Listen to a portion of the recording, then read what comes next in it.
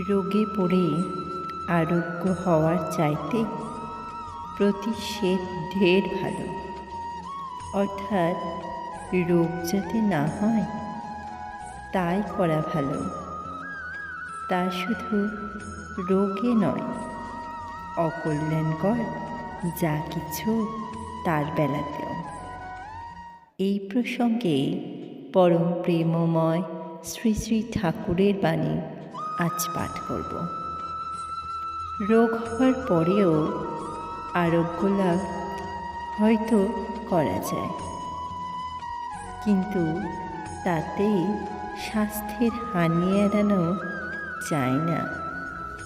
তাই সব সময় সাবধান থাকা প্রয়োজন, যাতে রোগে সংক্রমিত হতে না হয়।